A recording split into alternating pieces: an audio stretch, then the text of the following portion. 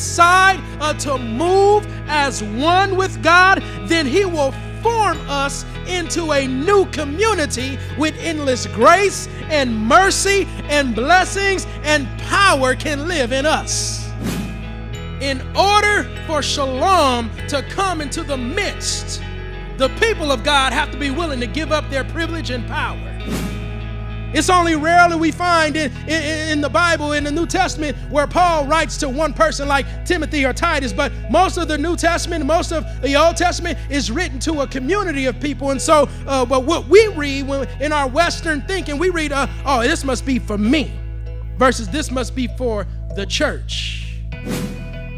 Instead of seeing just preaching being the cause of why the church grows, we ought to look in between the lines to see it was because of the self-sacrificial, radical living of this new community that was formed by the Spirit was the reason for that growth.